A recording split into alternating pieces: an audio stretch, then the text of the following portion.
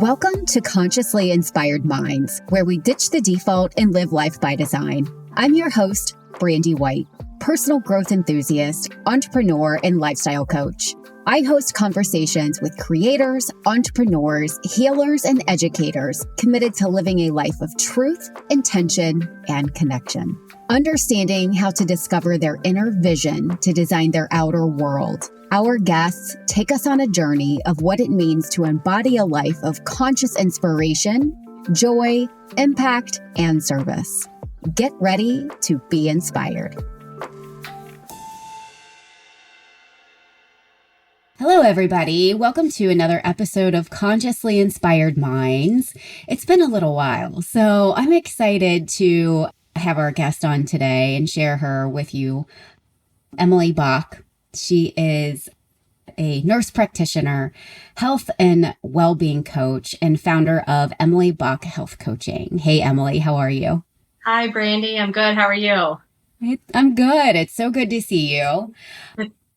We have some really exciting things in store for our audience today, and we're pre-recording this, but it will be released after the holidays. And so Emily and I are excited to share some information about how we're getting a healthy, fast start to 2025. And so, of course, this topic is always really near and dear to my heart. And how are we really approaching our health and wellness from a holistic perspective, right? From that kind of that mind, body, spirit. And Emily has a really amazing story and an incredible background that she's going to share with us today that will really kind of guide us through this journey of health and wellness and how we might approach it in a way that feels, I mean, it's never an easy thing when we talk about making big changes in our lives, but how do we kind of get grounded and accountable in our health and our well-being and approach it from a place that feels good to us? So I want to introduce you to Emily. Emily Bach is a certified nurse practitioner and a certified health and well-being coach who has dedicated her career to helping others achieve optimal health. Born and raised in Cincinnati, Emily developed a passion for health and fitness early on and has since become a fervent enthusiast committed to promoting wellness in her community. With 9 years of experience in the hospital setting, Emily spent 6 years as a bedside nurse on both the medical step-down and medical ICU units, where she honed her skills and developed a deep understanding of patient care. She then advanced her career by working for 3 years as a nurse practitioner, focusing on the management of chronic diseases, which we'll get into a little bit more today as well. Motivated by her experiences in the hospital and her desire to offer more comprehensive support to her patients, Emily founded Emily Bach Health Coaching. She recognized that her patients needed more than just a few days of hospital care and prescriptions. They needed sustainable lifestyle changes to prevent recurrent hospital visits. Emily's personal journey, which includes successfully losing 25 pounds after years of fad dieting and learning to enjoy her favorite foods guilt-free, inspired her to create a coaching practice that emphasizes balanced, sustainable health habits. Love it. Love it, love it. Okay, great. Let's get into it, Emily. Tell us a little bit about, I always kind of like to get rooted in a little bit about your childhood and how your upbringing sort of informed who you are and where you are today. Yeah, well, thank you, Brandy. I first want to thank you for having me on here. I didn't get a chance to do that. So thank you so much for having me on your podcast. Of course. So yeah, as you said, I was raised here in Cincinnati, actually Westchester, Ohio. And I lived there with my mom and dad, raised until, went to high school there in Lakota. I would say I was a pretty shy and reserved little girl. Looking back, I considered myself very much a follower, not really a leader. I was kind of always looking to what my friends were doing, not what I wanted to do specifically. So yeah, just typical household. I have an older sister. My parents divorced when I was 13. And so that really kind of threw my life for a loop. And looking back as a young teenager and in through my high school years, I was definitely much more depressed than I think I realized. Mm. So that gives a lot of background of a lot of background of what kind of how my story evolves over time. So very typical childhood, but then in my high school years, you know, things got a little messy. I was more depressed. I was kind of following my friends a lot. I definitely, you know, started not knowing it, but to use food as a coping mechanism for this situation that I was in with my parents and in high school. So I ended up gaining quite a bit of weight in high school. I was also a competitive swimmer. Loved to swim. I swam for a high school team and a club team a couple years after that. So I kind of, when I was eating, I was like, oh, you know, I'm a swimmer. I swim 2.5 hours a day. Yeah, burning it off anyway. What does it matter kind of thing? Yeah. Yep. Okay. So I didn't really think anything of it. And plus, you know, I think I was just eating my feelings a lot. So I gave myself permission to kind of eat and, you know, gained some weight. My confidence was low in high school. Looking back, like I did not like high school at all, my teenage years, you know. So confidence was low. It was just kind of a little bit of a mess. Right. But moving on, you know, I think a lot of us can relate to that. I mean, it's such a hard time. I mean, I know I can personally relate to that. It was one of the toughest times of my life going through high school. And I had similar experiences where I was overweight and I wasn't active and just a lot of fad dieting and a lot of crash dieting and just feeling really insecure, trying to find your place. Where do I belong? Like all of those things. And it's so funny how, like, I mean, we're children then, right? We're teenagers, but I mean, that makes a huge impact in our development. And then those patterns, right, that we're going to be talking about today and some of those unhealthy patterns that we get into. Yeah. And so really, how do we begin to unlearn some of those things into adulthood and allow things to serve us in a much better way than they had in the past? So I'm excited to get more into that. So yeah, I know a lot of our listeners can resonate. Yeah. Yeah. And I think, you know, being a parent now, I didn't realize it obviously when I was younger, but I now know how important those years are for Yes. forming a person in general, right? Like your environment, your mentors, everything. Oh How my important gosh. it is for a teenager or for a child in general. 100%. I've got my oldest daughter right now. She's 11.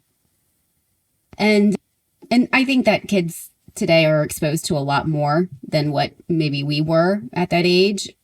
And so developmentally speaking, things are progressing a lot faster, I believe.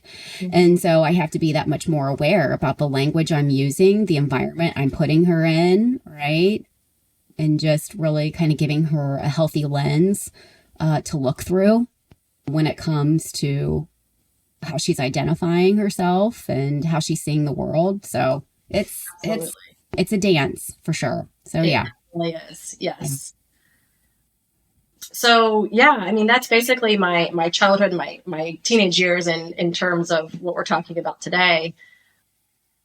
I knew I didn't really know what I wanted to do when I got older at first. And then I knew I had this love for the human body. I just loved learning about the human body, kind of how it worked. And I also just had this, I wanted to somehow take care of people. I didn't know what that looked like in high school.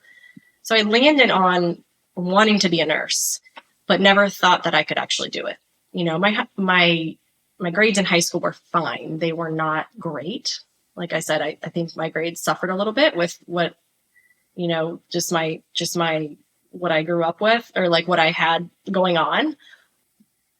But I just thought I'll never get into nursing school. I'll never be able to pass. You know, it was just my confidence was so low.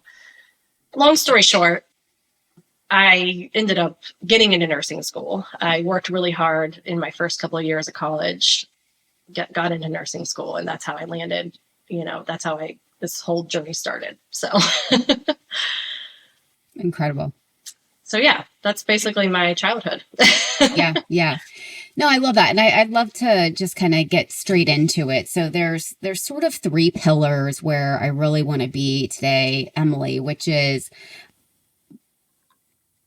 you talk about these 5 ways to combat this sort of all or nothing mentality and embrace neutrality in our health and well-being.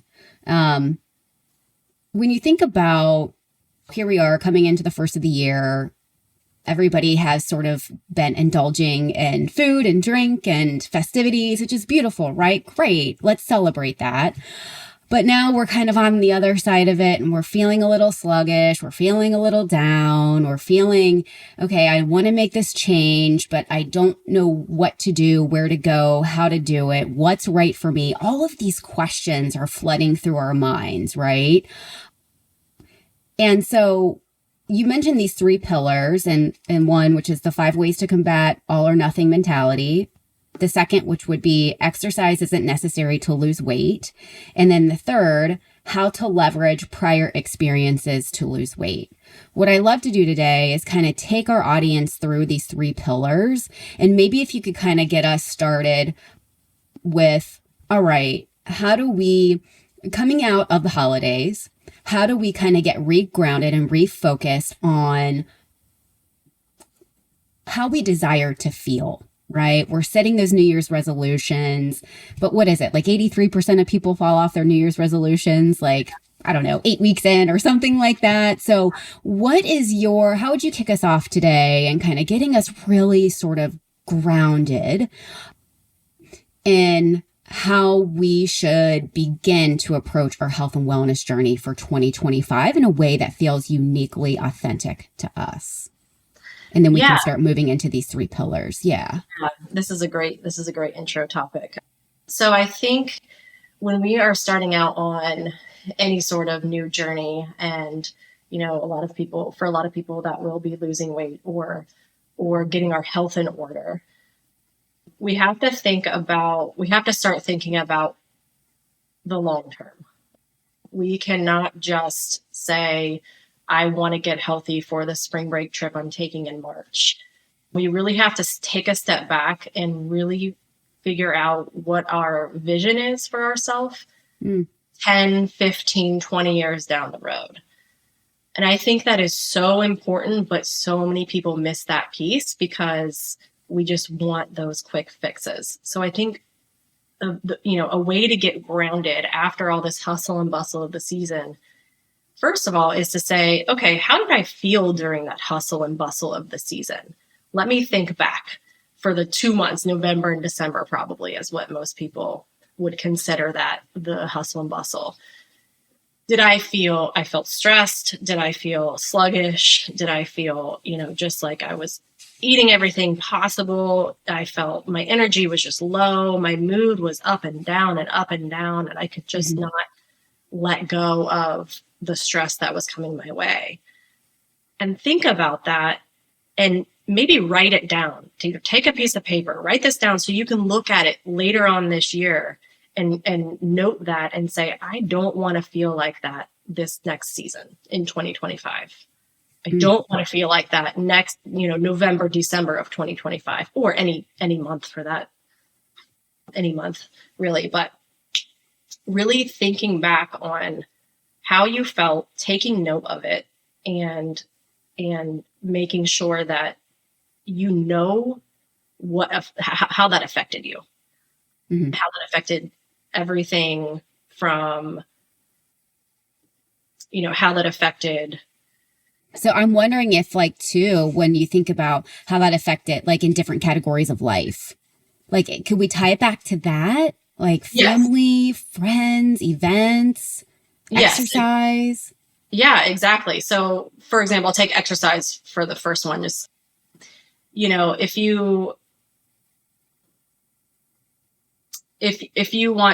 say you drop all your exercise habits in November and December, and for sure you didn't want to do that in the beginning, but things got busy, you got tired, you didn't prioritize yourself.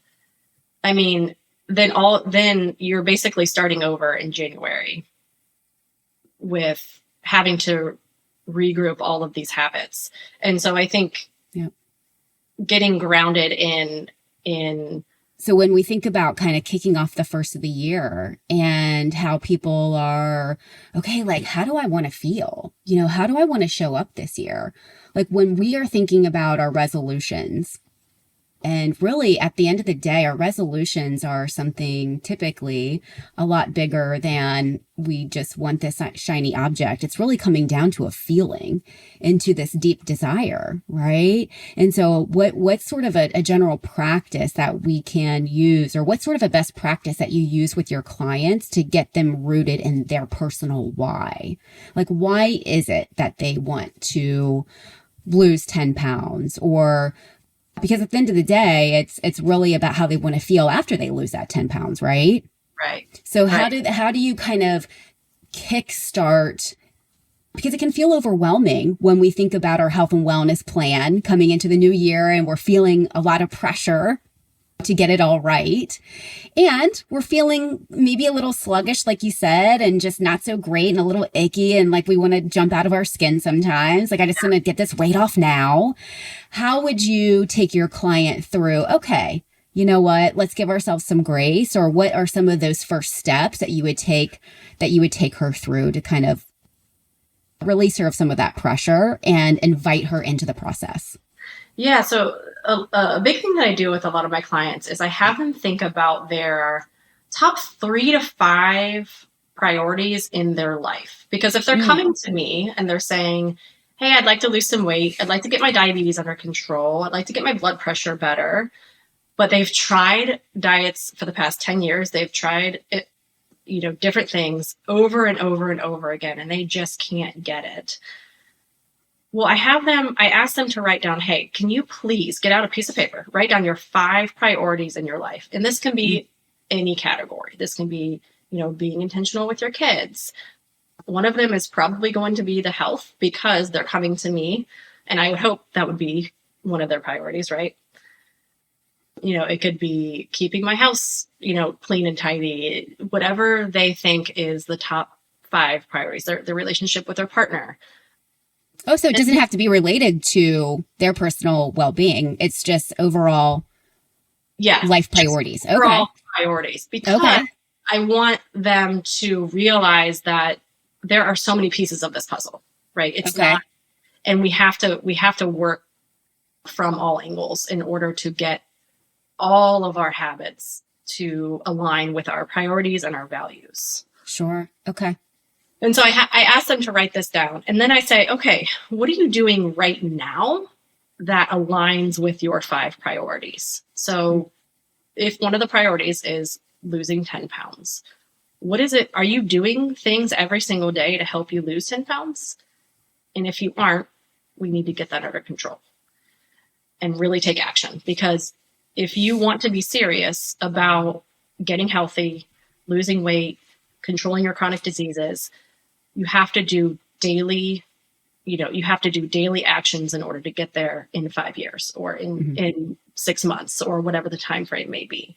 So I think figuring out your priorities and your values of your life in general is huge. And it, again, 3 of those, any of those can be all related to health and wellness. That's completely fine as well. But I know most people have other priorities and other values in life they also want to pay attention to every day. And we only have so much time in the day, right? Right. So we can only spend, we only have so much time to spend on each category. So if we get serious and we figure out, okay, this past week, I have spent time on things that don't even matter to me. I have realized by writing down my priorities and my values that I have spent time on things that don't even matter. Why have I done that? And how can I change that? So I think that activity, that exercise is one of the most helpful to do when you're trying to figure out your why and trying to figure out it's kind of like time auditing. How am I spending my time and how do I want to spend my time? Right. So I think that's really important to do. Okay. I love that. And we talk a lot about values on this show, a lot about personal values, because our values are like our North Star. And so when we get stuck in situations where we don't know what to do, or we're not sure if we should make that move, or we're just stuck in indecision and we're just spending so much time and energy there when we could be so much more productive in other places. When you're strong in your values and you understand, you just start making moves, and you quickly ask yourself the question, is this aligned to my personal values or not? Yes, no, boom, moving on. Yes, exactly. And so, could you just say that 10 million times more? Like I could just love that. yeah, and it can be that easy, right? And I think that we like to overcomplicate it, but let's also give our audience some grace too, and ourselves some grace, and knowing that it's not something. It takes some disruption, and you're going to be uncomfortable, and we have old thought patterns, behavioral patterns that we're going to have to break through.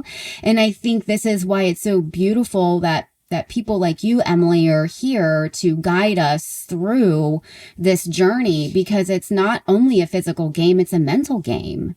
And we need that extra support, and with people of your background and clinical background and expertise to kind of guide us through that when things get a little sticky and we want to fall off, and how do we get back on without blaming, shaming ourselves to death, right? And so how do we make this a sustainable practice? So I love that, what you say about the values. Yeah. Your last thing, how do we make this a sustainable practice? I was just going to bring up that that's a huge word in my coaching with my clients, is practice, because this is all a practice. This is not, when I say, yes, write your priorities, write your values, let's get serious. Yeah, let's get serious about practicing it, because we are going to take step backs. We're going to not necessarily fail, but we may fail. We may fail for a week and then move right back on. Mm-hmm. So it's not a linear process, and it does take a lot of practice. But if you start today instead of a year from now, you're ahead a whole year in practice, right? Right. So start today instead, and don't wait. Even if it's very messy. Right. Yeah. And I want to be there for a minute too. So as far as when you're sitting down with a client and you're developing this plan, you just saying that just now kind of allowed my shoulders to just fall a little bit, knowing that, okay, mistakes are going to be made. We're going to fall off, but we're going to get back on, and we're going to figure this thing out together. And it's not meant to be perfect, because this is a lifestyle change, right? And so with coming back to these three pillars, let's start with 5 ways to combat the all or nothing mentality and embrace neutrality. Talk to us a little bit about this pillar and how it supports your clients as they kick off this health and wellness journey. Yeah. So I think especially coming into the new year, our society is so used to New Year's resolutions and quick fixes and diets and things that last 6 weeks, or an 8-week challenge, or a 12-week challenge, or, something that's so temporary to get in our system. But what that does is things like that make us think that we are either on or off. And that is the all or nothing mentality that I wrote about. And I think that it just gives us this black and white mentality that you're either, say it's a diet, let's say it's the keto diet that you're doing. You're either on it or you're off of it. Well, what happens, there's no in between. Like, how are you supposed to live your life then? Like, how are you supposed to go to a friend's house for dinner and enjoy yourself if they're not having the food, the types of food that your diet is, the diet that you're supposed to be on? I mean, so the all or nothing mentality, it's necessary for like life altering situations, but from the day to day to the day to day, it is not a safe or a great place to be as a person trying to improve their health or their mental wellness or anything. So I talk about getting into neutrality, and neutrality is essentially, that mentality of I'm not running away from it, and I'm also not running toward it. I'm just there. Yeah. I'm just here. It just is. And so going from an all or nothing mentality to neutrality can be very, very challenging, especially if you're used to, like most women are, used to being on diets, used to being, I have a list of foods that I need to eat and that I can't eat. Moving into, well, this sense of balance of like, I can't eat that food. I just, I don't want to eat it all the time because it doesn't make me feel great. But doesn't mean I can't have it. So is that something that you can do from the very beginning, like to kind of hand over this idea of neutrality and kind of ditch the all or nothing? How do you get someone comfortable in the space of listening to their body when it comes to the neutrality piece? Because you talk a lot about that as well. Is the most important thing we can do is understand our bodies and then listen to what our bodies are telling us. Yes. How do you start to introduce your clients into that? So then they start to build that self-trust, knowing that the neutrality that they're landing in is comfortable for them. And that's going to, and then it's going to serve them well.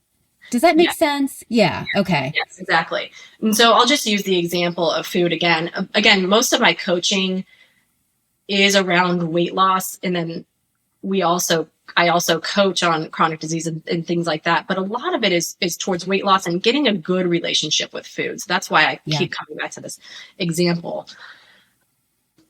But yes, so starting off with learning how to get into that neutrality mentality.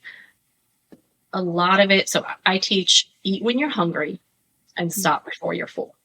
That is my number one strategy to lose weight. Eat only when you're hungry and stop before you're full.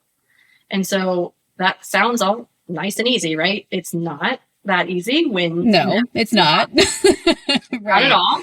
Yeah. It took me a very long time to get it down. And that's because we spent so long not listening to outside sources. But this some sort of magic happens when we sit down and we pause and we say, is that hunger that I'm feeling? Am I hungry right now, or is it physical hunger? Just ask yourself that question is the number one. And that question leads into, okay, maybe I am hungry, or no, I don't think I'm hungry. I think I'm just kind of like bored, or, I'm feeling just anxious or something. Mm-hmm. And finding that space is a road to finding that neutrality mentality. Yes, okay. We can do it in the beginning, but it takes a lot of practice in order to kind of get the hang of it. And then once you do start to ask yourself that question and kind of be there, right? That's the first step, is just kind of getting still with it for a moment. Then what would you suggest people to do in that moment? Saying, oh no, actually I'm feeling a little anxious. Like, is it then, okay, maybe we just need to go for a walk. Maybe we walk the dog. Maybe we write down a list of activities we can do that might allow us to feel more healthy in the decisions that we're making. So kind of take us through what you do in that moment. Yeah. So first of all, the person may not automatically know what they're feeling. If they figure out they're not hungry, it might not be as easy as, oh, I'm feeling bored. Oh, I'm feeling overwhelmed by my work. It might not be that easy. They might not be able to find that emotion immediately. So what I suggest is to kind of think back, maybe in your childhood or years ago, like when have you found that sense of flow before in your life? What is it that has made you lose track of time, that you could kind of do whatever activity, or maybe it's reading or painting or laying up, like taking a nap. I mean, what is it that gives you a little bit of joy? And can you try that activity out right now when you're feeling not hungry, but the urge to eat? Mm. And if we don't have time, maybe this is in the middle of a work day, who knows? If you don't have time to do any of that, are you able to wait 10 minutes? Are you able to wait 10 minutes to see if you want food again? Mm-hmm. And maybe you go back in 10 minutes and say, no, wow, I'm really still not hungry. And I was able to wait 10 minutes and not eat anything. So what can I do next time? Can I wait 15 minutes? If you're not hungry. Right. So little things like that, like finding something that gives you joy and trying to incorporate that into your life is a really big thing that I try to teach my clients and try to, introduce back into their life. And they even, for a lot of people, just forget what they like to do for themselves. I mean, that's a lot of the coaching is too, like finding what they really love and what brings them joy and what inspires them. I love that. And this whole idea around pleasure. Yeah. I think that all of us could do a better job of understanding what brings us pleasure and really relishing in that and any opportunity that we have. And it doesn't have to be this macro pleasure of taking a spa day or going away for the weekend, but what's those kind of those micro pleasures where maybe it's we're making a hot tea. Yeah. Maybe it's we're at our desk and we're just feeling a little overwhelmed and we step away and we go make one of our favorite hot teas and we bring it back to our desk and just sit for a moment, right? Exactly. And so, yeah. And so I love this idea around these simple pleasures and kind of infusing this back into our lives so it doesn't feel like we're depriving ourselves. And so getting back in touch, it sounds like at the end of the day, Emily, it sounds like what we're doing here is getting back in touch with our truth. Exactly. And with our authenticity and our deepest desires, and then allowing that to kind of sustain us through our health and wellness journey. So now that we've kind of established this framework around the mindset, let's say, that an ideal client would be in at this time, coming into the first of the year. Okay, I'm ready for it. I want to get clear on my values. I want this. I want to feel great. I want to feel vibrant. I want to feel radiant. I want to feel energized. How do we start to then kind of get into the tactical pieces of planning out our meals, or even just loosely writing down how we intend to eat that day? What are some best practices that we can start to lean into once we're rooted in our values? Yeah. So once we have our values down, our vision, our feelings we want to feel, that is absolutely the number one step to take. The next is, depending on exactly what the client's coming to me for. Typically it's to lose some weight. My next biggest strategy is to plan the food that you're going to eat for the day. Now, my philosophy does not include counting calories, counting macros. It does not include, doing certain exercises or an exercise plan of any sort, or eating certain foods. None of that. My plan, when I ask a client to plan everything that you're going to eat for the day, here's what it looks like. Get out a piece of paper or your notes app on your phone and write down breakfast. Oatmeal, yogurt, berries, and peanut butter. There's no measurements. There's no calories, nothing like that. It's just simply the food that you're going to eat. And then it is, if you want a snack, hummus and carrots, and then lunch. Salad with grilled salmon and balsamic vinegar and a couple 5 seed crackers, whatever it may be, with a side of mac and cheese. No foods are off limits. You can plan whatever food that you want. No foods are off limits. You can plan that brownie that's been sitting on your counter. And then, for dinner, pizza and a salad and a glass of wine. So that is the strategy. So I want them to do that the night before, like right before they go to bed, or right when they wake up in the morning. So plan out every single thing you plan to eat. Now, when the morning approaches, you eat what's on your plan, and you eat when you're hungry, and you stop before you're full. If you're looking at a cookie in the break room and it's not written down on your plan, you don't eat it. But what you can do is say, I'm going to take this cookie, I'm going to wrap it up, and I'm going to put it on my plan for tomorrow, and I'm going to eat it tomorrow. And so what that does, making a plan for the day, it helps us to do what we say we're going to do.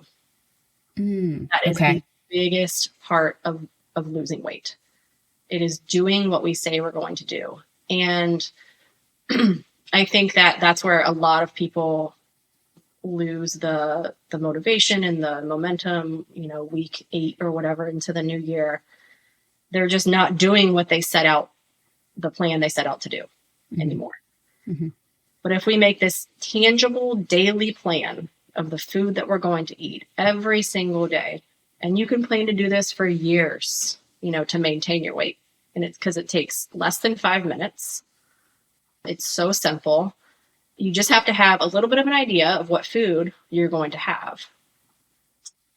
And so it tells our brain that, our brain making this plan is not stressed. We are not tired, probably at the end of the day, who knows, but we're using the part of our brain that is going to make good decisions.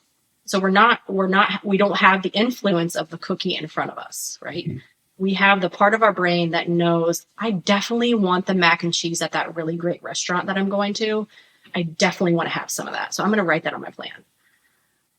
But I'm not going to overeat it because I'm only going to eat until, right before I'm full. So I can definitely write that on my plan. Or I'm going to have Friday pizza night with my family. That's going to happen. I'm going to write that on my plan. But I write it for tomorrow. Do what I'm saying what I'm going to do. And so it allows the organized part of our brain to make that plan. So then when we come to the day of, we just have to follow the plan. Our brain that is busy at work, that is overwhelmed with kids, stressed out, whatever it may be, happy, we eat when we're celebrating, all of those things. That doesn't matter. It's just what's on our plan. So that is. I love this idea around personal accountability, just taking radical responsibility and then building trust with self. Yes. Is critical. And so what happens if you fall off the plan? What do you say? So what happens if you see that cookie in the break room and you're like, I'm going to eat that cookie? Yeah. So I have 2 things I want to, so what happens if you fall off the plan? You fall off the plan, you fall off the plan. I mean, it happens, right? It's going to happen. You just have to do it again. You start again at the next meal. Okay. Don't wait until tomorrow. You don't wait until Monday. You say, I ate that cookie that wasn't on my plan, but I'm going to follow my plan for the rest of the day. You just get right back on. What you don't want to do is say, I messed up, today sucks. And then that translates into, I'm going to have the ice cream now. I'm going to have the extra stuff. Right. Okay. And it translates into, I failed by eating this cookie. That translates into, I'm a failure, which is not true. And what we don't want to tell ourselves, because that just spirals into behaviors that don't serve us well. So with this plan, and you offer clients So kind of going back to some of the offerings. So you do one-on-one coaching, and Yes. then you offer is it a 12-week plan as Yes. well? Okay. So take us through if a client does fall off or if they're feeling defeated. Are you available to, how does the communication work to make sure that the client's fully supported and that they're getting what they need at the time and that we're getting them back on track? Yeah. So I have a 12-week coaching program, and we meet once a week through Zoom or phone call, whichever the client would prefer. And I do 12 weeks because I think we were talking about earlier, 12 weeks is a good place to start, and it gives the client the opportunity to succeed and fail all while they're working with me. Mm-hmm. And so they have that support from me, and they can go through all of the things usually within 12 weeks and have my support right there. And then, yes, if they're feeling discouraged, fell off the plan, whatever, I have an app, an app that we can chat on 24/7. Oh, great. Oh, wow. Okay. And so they can access me. It's Monday. It's essentially every day that they can access me if they need to, like via text messaging, essentially. Oh, great. So then, if we need a little bit of a pep talk, or, hey, it's okay, or give yourself some grace, or or here's what we do next. Let's come up with a plan. Yeah. Yeah. Like that friend that you're dieting with way back when, you always had, like, right. For me, I always had that friend that I was like on a diet with. Right. And then an accountability buddy. Yeah, right. Exactly. Yeah. 100%. 100%. And that's who I am, except we're not on a diet. We are on a lifestyle change. Yeah. So yes, I am that buddy.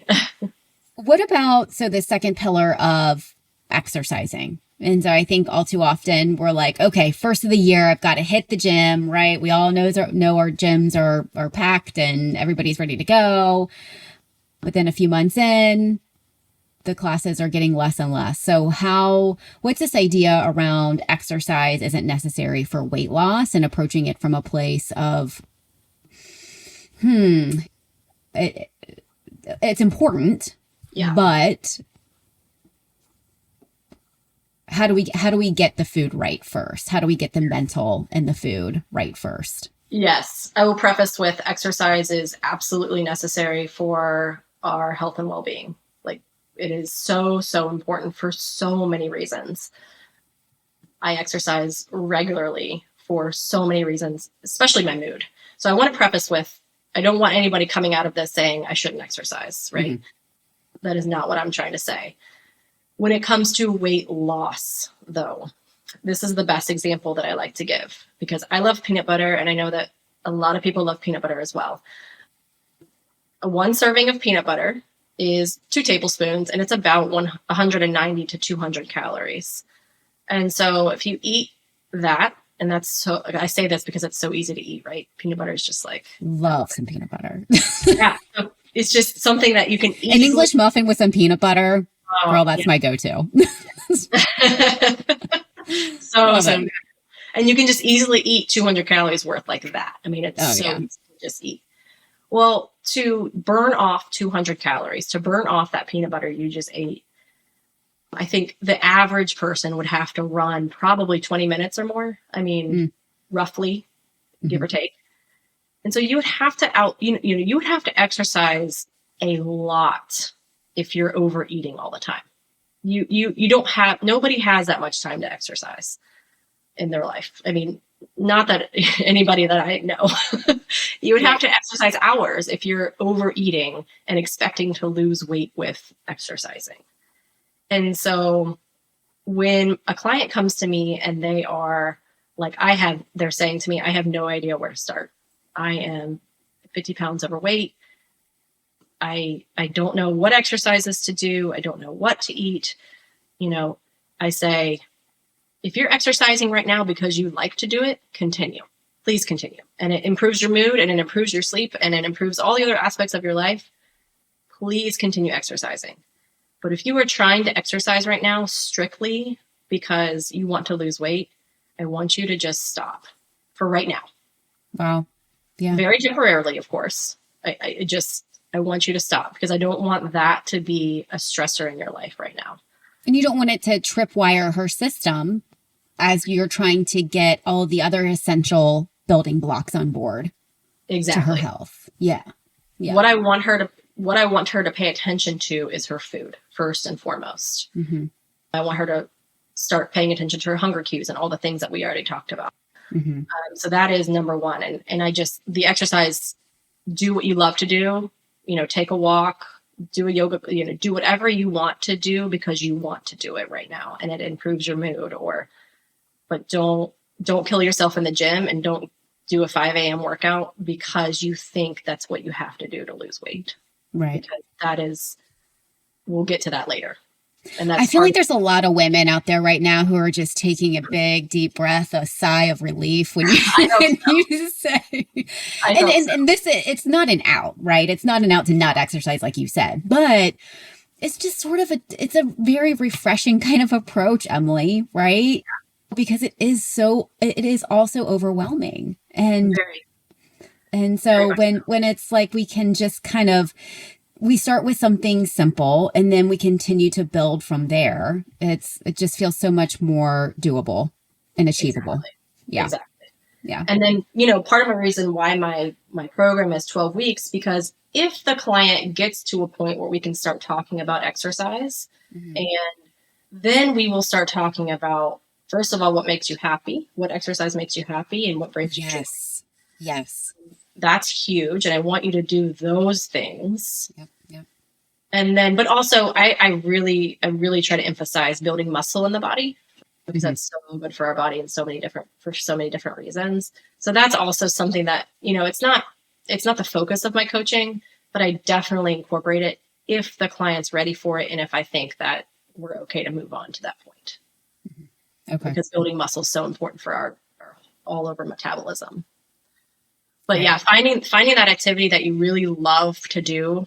For example, I found yoga 10 years ago, I think. Yeah. And it is just something that I never had to force myself to go to a yoga class ever. It was just something that I love to do. I share that sentiment. I've exercised most of my life. And there were seasons where I would do more aggressive workouts, I suppose, or I was really into kickboxing for a while and running, and it just kind of depends on like the season of life I was in, really. But about, I don't know, 4 or 5 years ago, same, like I found yoga and so I love it. It's something that I look forward to, and it really changed my life in the way that I look at my own health. And it really checks the boxes, not only for just how I'm looking and feeling, but my mind, body, spirit. And so back to that holistic idea around what works for us is going to be sustainable, and what we get excited about will allow us to continue to kind of lean in and build trust within self. Yeah. And so, yeah, I love that. I think we put too much pressure on ourselves to say, oh, I need to be lifting weights, or I need to go to this CrossFit class, or I want to look like that. And really, it's not a one size fits all. So just exploring different classes, I think, is a great first step. Yes, being open to new things. I think before I started yoga, if you were to tell me that if you were to ask me to go to yoga class, when I was in my dieting years, I would say absolutely not. Right. That doesn't burn enough calories, and I'm not going to get good enough workout. Fast forward, yoga has actually helped me learn to listen to my body, and I have eaten to fuel myself for yoga, a lot of the times. Mm-hmm. And I will say, I don't want to get, not even knowing, this was years and years ago, not even realizing what I was getting into, I would say to myself, well, I don't want to be too full for yoga, so I'm just going to have a little bit of something. And fast forward, I ended up losing weight because I was just eating what my body needed, right. And not overfueling because I was told by some some external source that I needed to eat so much before I worked out. Right. Right. Amazing. Okay. So this third pillar on, and I really love this, how to leverage prior experiences to lose weight. And you had a really great story that you shared on one of your blogs around getting ice cream with your family and deciding to decline the ice cream because the last time you had it didn't make you feel great. You felt sluggish. And so coming back to that moment, take us through this example and how that might serve clients and leveraging prior experiences. Yeah, I think leveraging our prior experiences is so important for moving forward. We have to be able to think back on what happened in the past, not dwell on it, but we have to be able to think back, and notice how we feel, notice what our emotions were, all the things in order to make changes for the future. And if we're not noticing that, if we're not being made aware of that, it's very, very hard to take steps forward. So the ice cream example. So I think this was last year, and it's summertime, and my daughter is almost 4 now, but we went out, and it was like a Sunday afternoon, and it was about maybe 3:00, and my husband was like, let's take them to go get ice cream. I was like, okay, yeah, that sounds so fun. It was like, great summer day. It's a great summer activity to do. So we got ice cream. I had some ice cream. Chocolate's my favorite. Always chocolate. I ate some of it. I don't even think I ate, all of it. I don't remember. But I came home and I was like, it's like 4:00-ish, in the afternoon. And I'm like, I don't feel great. Like I just, yeah, I don't feel good. I had this ice cream, and now I'm not hungry for dinner because I know I'm not going to be hungry for dinner because I'm definitely pretty stuffed now. 2 hours from now, I'm not going to be hungry. My energy tanked. I was like, I don't have energy to go outside right now and take a walk, which that's kind of how I gauge things. And so it was just this experience that I knew I didn't want to feel again in an afternoon, in a sunny, summer afternoon. That is not how I want to spend my afternoon, is like not having any energy to play with my kids or do anything that I want to do. And so I think it was a few months later, here we are again. And honestly, husband's like, let's go get some ice cream. Honestly, we don't, as a family, we probably went out and got ice cream maybe 5 times total. We don't do that often. Yeah. It's just a good example. So, and it was like mid-afternoon. And so I decided, you know what, I'm not going to get any this time, because I do remember the last time we did this, and it wasn't that long ago. And it was the afternoon, and I didn't have any energy, and I wasn't hungry for dinner. And I'm just not going to put myself through that again. And so I went with my family. I sat with my family. I still had a great time watching my kids eat ice cream. It was all wonderful. And I didn't feel the need or want to eat the ice cream because I just knew that it wasn't going to treat my body well afterwards. Right. So. Yeah. I mean, that's a great story. And yeah, I mean, I tell my youngest daughter this all the time too. And I think it's a good practice for our kids. It's like, hey, listen to your body, because she can get an upset stomach. There's certain things that she's really sensitive to, ice cream being one of them. And I'm like, listen, you don't have to eat all of it. Just let's listen to your body. If you're wanting more, okay. If not, it's okay to walk away, or it's okay to say no, and so just hearing that, listen to your body. Yeah. I think it's a really great practice. But yeah, I mean, I like that story because it does. And you know what? I'm going to kind of go off course a little bit and talk about alcohol for a second, because this story reminds me of alcohol as well. So I gave up alcohol 2 years ago now. Okay. And that is because I did not enjoy the way I was feeling the day after. I would get up and I would think to myself, do I want to go to this 8 a.m. yoga class? I don't know. How am I going to be feeling? Blah, blah, blah. That indecision that we're talking about, like spending way too much energy in that indecision and all of that. And so one day I was like, I'm done with this. I want to be done with this, and I don't want to waver and waffle. And so I just gave up alcohol, and it wasn't hard. It was just like this inner knowing I had that my body was kind of craving it. And do I miss the occasional margarita with Mexican dinner? Sure.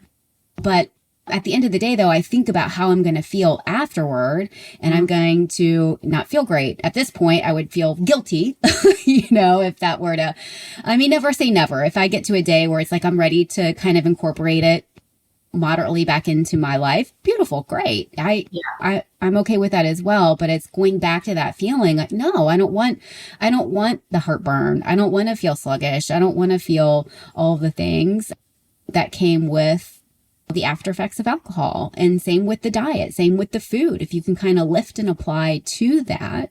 Yes. That one margarita at dinner, random margarita is not worth the yoga class in the morning, the energy you're going to have on a Saturday with your kids, the work you need to do, whatever it is, it's just not worth it. It's not. And sometimes it's hard in the moment. It's like, oh man, that would be really nice. But then always, Emily, always the next day, or even a couple hours later, I'm like, it's gone. I'm like, oh, I'm so glad I did not partake. Yeah. Because now here I am, I'm feeling vibrant. I'm ready to go in my day. I'm feeling good. I'm feeling healthy.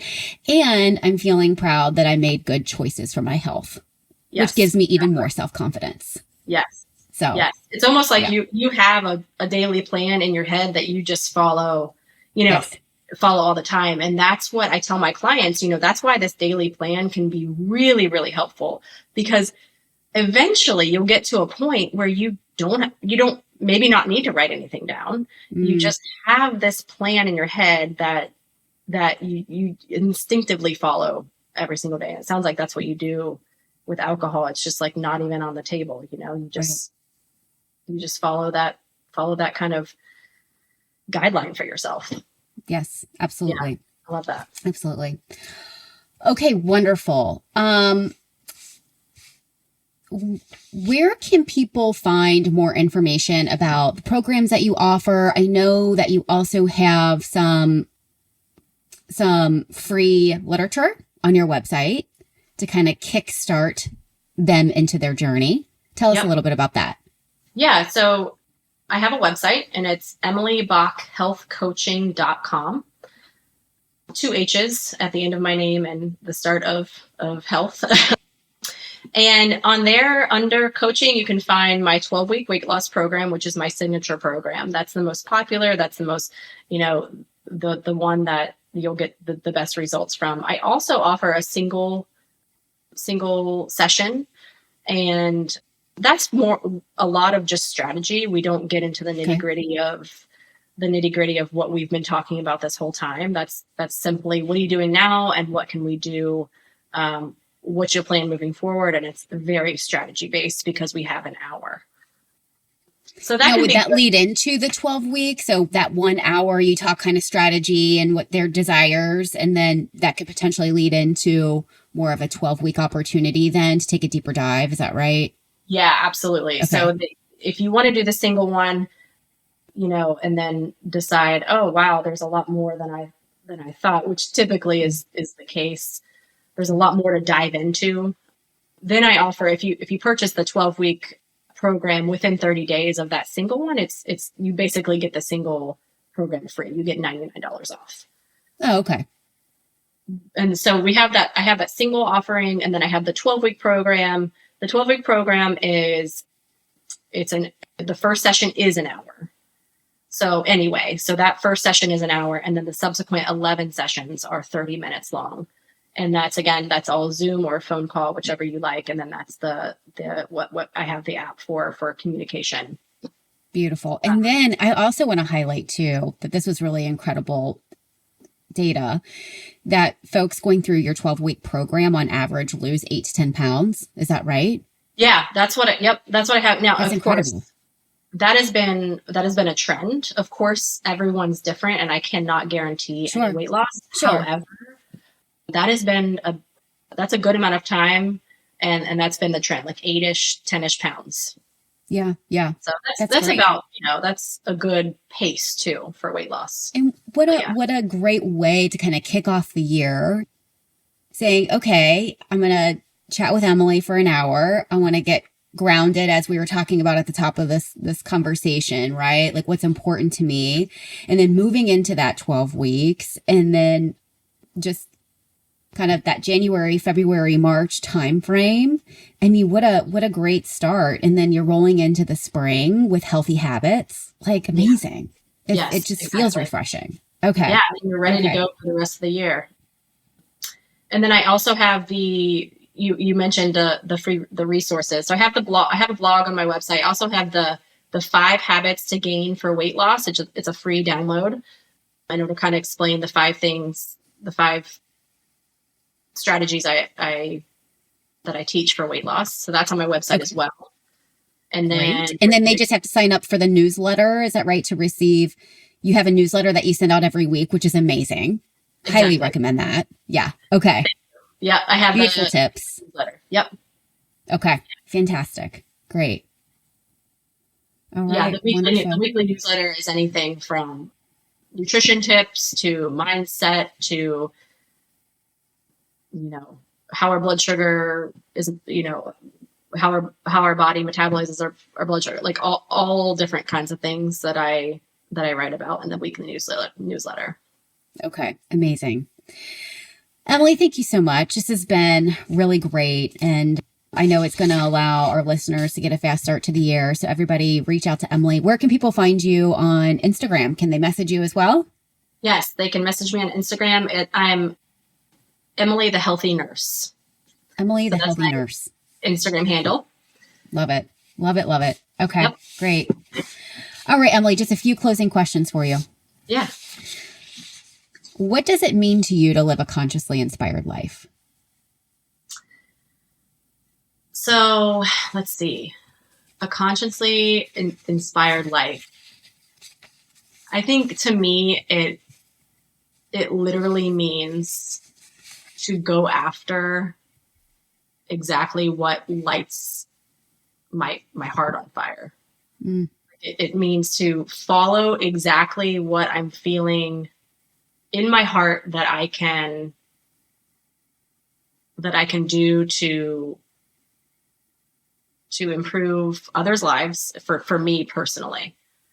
But I think I have to be intentional about it. So living this intentionally inspired life is another way I think about it. And that takes daily practice, just like our health and wellness. I think I have to know my priorities and my values and follow those and make sure that I am living my life in line with exactly what I want to do. So I think living a consciously inspired life is doing exactly what my heart is telling me to do in a very intentional way.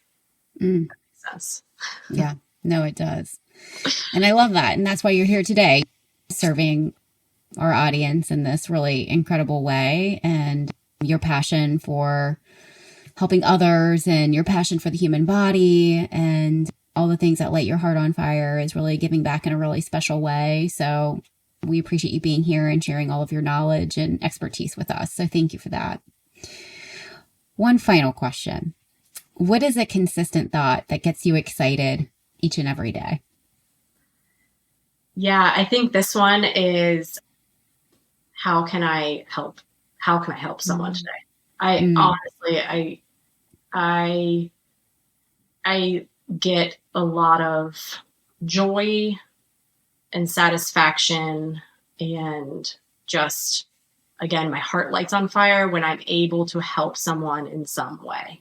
Mm-hmm. And for me, I have found that doing that through health and wellness coaching and this industry is the best way for me to do that.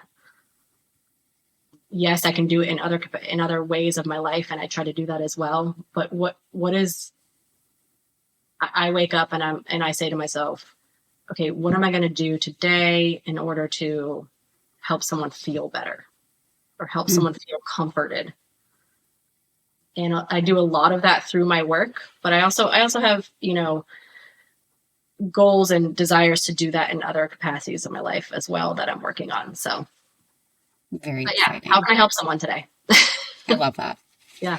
Is there anything kind of around the corner that we should be getting excited for with Emily Bach Coaching? Any kind of new programs coming out that we should be on the lookout for as we sign up for that newsletter? Just a little teaser.